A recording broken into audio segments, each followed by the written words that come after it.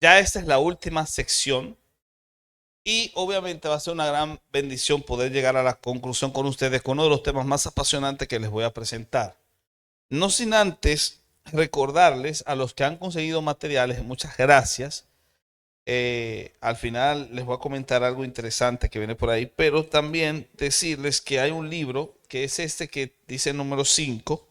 Acá lo tengo, este de acá, que va a tener todo el tema de ahora. Es decir, el tema que vamos a desarrollar ahora está contenido acá.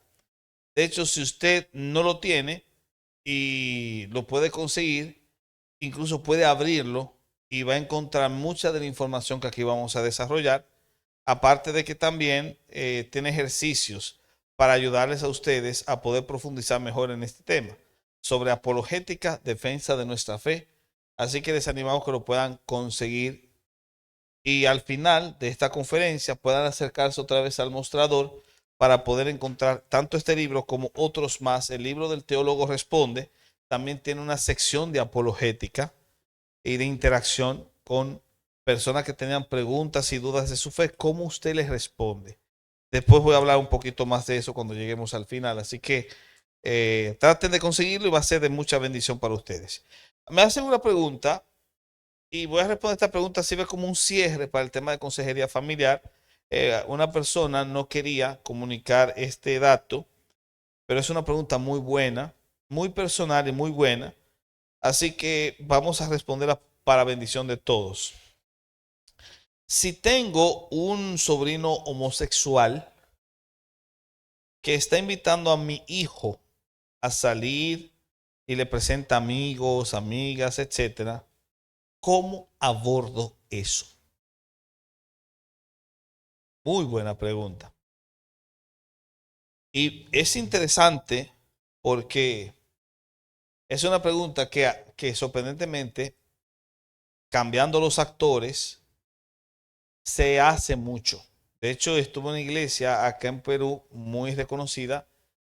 En la sección de preguntas y respuestas, esa pregunta apareció. La única diferencia es que no era un sobrino, pero sí apareció la pregunta. Tanto así que en el libro del teólogo responde hemos incluido respuestas a casos como ese en la sección de ética. Cuando vayan al libro del teólogo responde, en la sección de ética van a encontrar preguntas de ese estilo. Entonces, lo que yo aconsejaría, y debo decir lo primero que gracias por la confianza, por hacer esa pregunta. Yo entiendo que este es un tema delicado y sensible. Quiero ser lo más respetuoso posible al abordarlo y tratar de hacerlo con equilibrio. Un equilibrio entre la verdad bíblica y la gracia cristiana. Porque implica la fe de su hijo, implica el amor al sobrino, implica la integridad de su familia. Lo primero que yo recomendaría es que reconozca el contexto. Reconocer el contexto. Porque su sobrino no es el enemigo. El enemigo es el pecado y la confusión espiritual que tiene. Efesios 6:12, ¿recuerdan? Nuestra lucha no es contra sangre ni carne, es contra principados, etcétera. Probablemente la intención que tenga ese muchacho no sea destruir la fe de su hijo.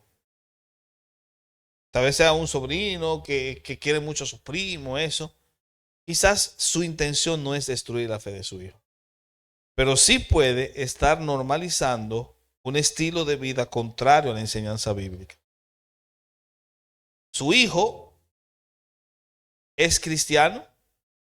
Esta es una pregunta vital, porque si tu hijo es cristiano, entonces él sabrá cómo lidiar esa situación, porque él es cristiano. Pero si su hijo no es cristiano, lo que necesita es predicarle el evangelio a tu hijo, así como el sobrino. Entendido eso, vamos a pasar a la noción de que el hijo sea cristiano. Tu hijo como cristiano necesita límites claros y a la vez necesita modelos de cómo amar sin que acepte lo incorrecto. Así que lo primero es eso, reconocer el contexto. Lo segundo es afirmar su autoridad como padre. Recuerde que Dios te dio a tu hijo para que lo guíes. Instruye al niño en su camino. No se trata de prohibir con enojo. Tampoco se trata de convertirse en una suerte de policía de tu hijo. Se trata más bien de establecer límites que sean claros y firmes. Hable con su hijo. Antes de hablar con el sobrino, hable con su hijo. Explíquele con calma lo que la Biblia enseña sobre eso, sobre la sexualidad. Dígame, amiga mío, esto es lo que dice la Biblia. Y recuérdele que amar a su primo no significa que acepte y adopte las decisiones de su primo. Adviértale sobre las influencias. Primera Corintios capítulo 15 verso 33 tiene un consejo hermoso. Mírenlo cómo aparece en la pantalla.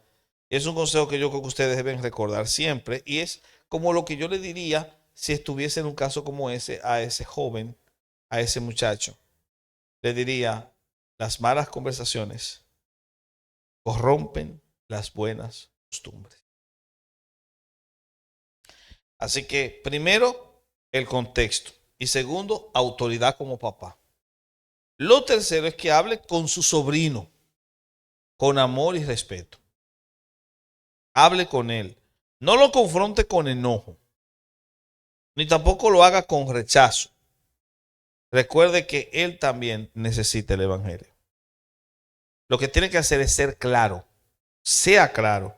Agradézcale el cariño hacia el hijo suyo, pero aclare que usted como papá o como mamá cristiano o cristiana no puede permitir salidas o ambientes que normalicen prácticas que sean contrarias a su fe.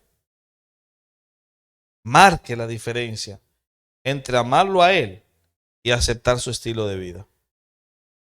Y use el tono de voz. Yo creo que el tono de voz en este caso tiene que ser respetuoso, porque un trato agresivo lo que hace es cerrar puertas futuras para hablarle de Cristo. En cuarto lugar, a su hijo, dele herramientas para que pueda resistir la presión. O sea, enséñele a decir no con firmeza y respeto. Hágale ver que no está mal querer a su primo, pero que debe poner a Cristo primero. Mateo 10:37, ¿qué dice?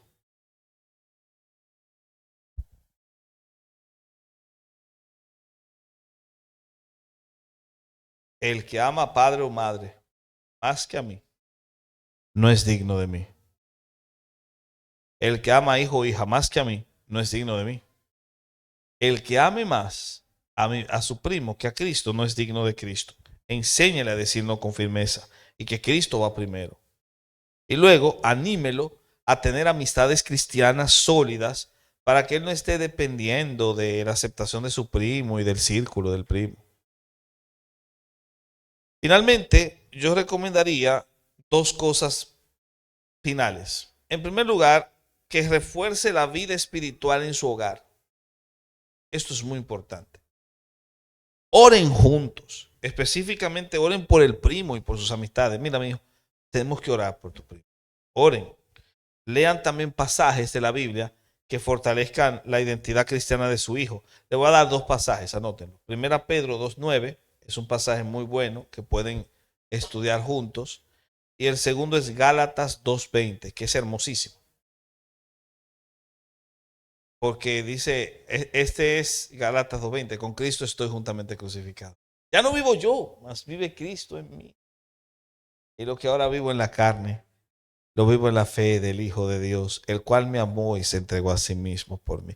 Miren que ese texto es riquísimo. Tiene cuatro cosas por lo menos. Primero, te da una realidad. Estamos crucificados con Cristo. Esa es la realidad. El que es cristiano nació en la cruz. Lo segundo, te presenta la dinámica de la vida cristiana. Ya no vivo yo, vive Jesús en mí. Luego te presenta el modo de vida del cristiano, lo que ahora vivo en la carne. Lo vivo como en la fe del Hijo de Dios. Y luego te da la razón. ¿Por qué? Porque te amó y se entregó a sí mismo por ti. ¿Quién más merecería un amor como ese? ¿O quién más te daría un amor como ese? Esos son los pasajes que recomendaría y les diría que muestre con su ejemplo cómo se ama a las personas sin ceder a la verdad. Ese sería como el primer consejo. Y el último es que mantenga los canales abiertos. O sea, no corte toda relación con su sobrino salvo que él, el sobrino, busque arrastrar directamente a su hijo a prácticas pecaminosas. Y para eso usted tiene que conversar con su hijo y tener confianza. Permita encuentros familiares en contextos que estén supervisados, mostrando siempre hospitalidad cristiana. Y finalmente, hable de Jesús en esos contextos. Así su hijo aprenderá a convivir sin comprometer su fe y su sobrino sigue viendo el amor de Cristo en tu hogar. Así que la meta, como ven, no es solo proteger a tu hijo, es también que él aprenda a vivir su fe en medio de un mundo que piensa distinto. Que no te necesite tu hijo a ti para ser cristiano. Que él pueda también lograr superar cualquier tentación que se le presente. Con límites claros, con oración constante y con un testimonio amoroso, hermano o hermana, podrás cuidar el corazón de tu hijo y al mismo tiempo dejar abierta la puerta para que tu sobrino vea a Cristo en ustedes. Recuerden esto y con esto concluyo. Amamos a las personas, pero seguimos a Cristo. Y cuando hay que escoger, siempre escogeremos a Cristo. Espero haber servido. Excelente. Muy bien, entonces ahora pasamos a la última sección